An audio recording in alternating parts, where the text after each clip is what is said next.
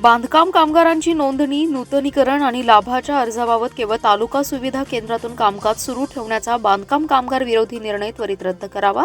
पूर्ववत बांधकाम कामगारांची वेबसाईट आणि पोर्टल बांधकाम कामगारांसाठी सुरू कराव्यात.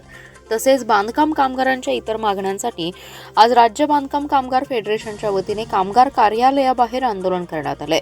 तातडीने मागण्या मान्य झाल्या नाहीत तर तीव्र आंदोलन करण्याचा इशारा यावेळी देण्यात आला. उच्च न्यायालयाच्या आदेशानंतर मंडळाने परिपत्रक काढून बांधकाम कामगारांची नोंदणी, नूतनीकरण आणि लाभाच्या अर्जाबाबत तालुका सुविधा केंद्रातून कामकाज सुरू करण्याचे संबंधित कंपनीला आदेश दिलेले आहेत. प्रत्यक्षात तालुका सुविधा सुरू झालेले केंद्र नाहीत. वेबसाईट अद्यापही बंद ठेवण्यात आली आहे, त्यामुळे कामकाज ठप्प पडले. यासह अन्य मागण्या यावेळी करण्यात आल्या. आंदोलनात विजय बचाटे, इब्राहिम पेंढारी, गौतम कांबळे, शैलेश जगताप यांच्यासह संघटनेचे पदाधिकारी सहभागी झाले होते. सांगली येथे 2 डिसेंबर सांगली जिल्ह्यातील सर्व कामगार संघटना, संयुक्त समिती, त्याचबरोबर महाराष्ट्र राज्य बांधकाम कामगार फेडरेशन आयटक यांच्या वतीनं सहाय्यक कामगार आयुक्त कार्यालयावर जोरदार निदर्शने आम्ही आज आयोजित केली होती.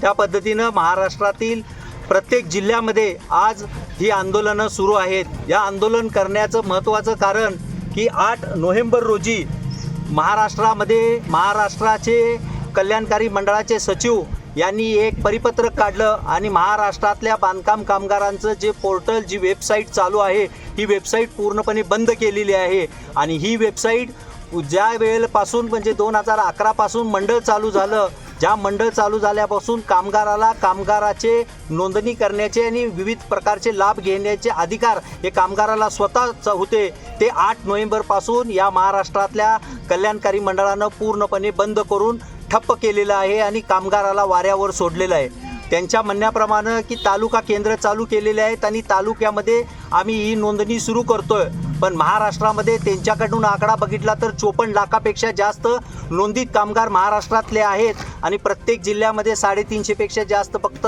तालुक्या पातळीवर एक केंद्र केलेले आहेत. प्रत्येक जिल्ह्यामध्ये बघितलं तर लाखोच्या पटीमध्ये कामगारांची नोंदणी आहे आणि या कामगारांच्या नोंदणीला कामगाराला कोणत्याही प्रकारचा लाभ मिळू नये, कामगाराला कोणताही नोंदणी प्रकाराने आणि या कल्याणकारी मंडळातला लाभ मिळू नये याची पूर्णपणे तयारी या कल्याणकारी मंडळानं 8 नोव्हेंबरला केलेली आहे. याच्या निषेधार्थच आज आम्ही या जिल्ह्यामध्ये सांगलीमध्ये सर्व संघटना आणि महाराष्ट्र राज्य बांधकाम कामगार फेडरेशन आयटकच्या वतीनं निदर्शने करत आहोत. त्याच पद्धतीने महाराष्ट्रात आज प्रत्येक जिल्ह्यामध्ये प्रत्येक कामगार आयुक्त कार्यालयामध्ये निदर्शने सुरू आहेत.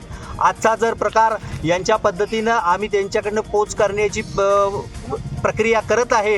हे जर यांनी 2 दिवसात जर प्रक्रिया पूर्ण नाही केली तर आम्ही 11 डिसेंबरला महाराष्ट्राच्या कल्याणकारी मंडळावर महाराष्ट्रातल्या लाखोच्या संख्येने कामगारांचा मोर्चा निघेल, हे आज आम्ही पूर्णपणे जाहीर करत आहोत.